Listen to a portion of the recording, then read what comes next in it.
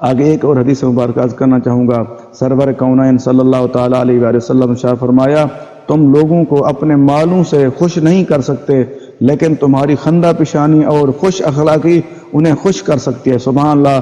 دیکھو کافی دفعہ لوگوں کی عادت ہوتی ہے، وہ کوشش کرتے ہیں لوگوں کو راضی کرنا، لوگوں کو خوش کرنا، وہ دل میں یہ سوچتے ہیں، ذہن میں یہ بات سوچتے ہیں اگر ہم ان کو مال دیں گے یا مالی ان کی مدد کریں گے تو یہ ہم سے خوش ہوں گے۔ لیکن اللہ کے نبی نے ہمیں فرما دیا تم اپنے مالوں سے خوش نہیں کر سکتے، نہ ان کو کسی چیز سے خوش کر سکتے ہیں، بلکہ آپ خندہ پیشانی مسکرا کے بات کرنا اور اچھے اخلاق سے انہیں خوش کر سکتے ہیں۔ سبحان اللہ۔ دیکھو ہمارے اوپر کتنا اللہ تعالیٰ نے کرم کیا۔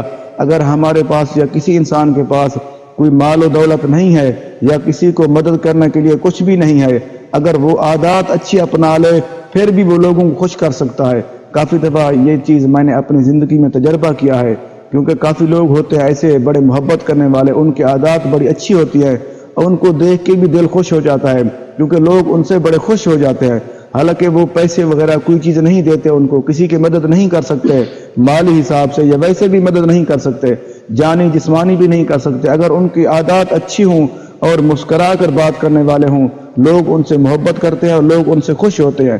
یہ شعب الایمان باب فی حسن الخلق، حدیث نمبر 8054۔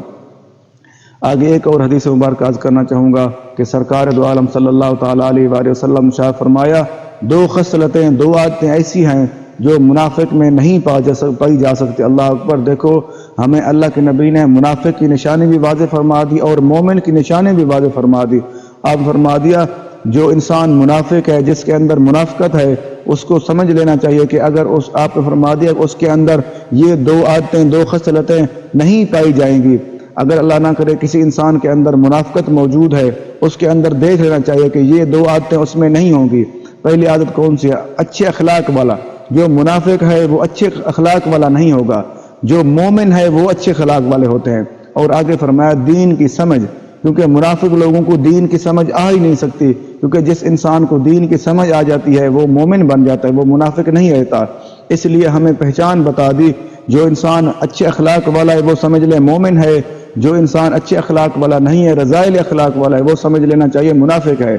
اور آگے فرمایا جو انسان جس کو دین کی سمجھ نہیں ہے یا سمجھنا ہی نہیں چاہتا، وہ سمجھ لینا چاہیے کہ منافق ہے۔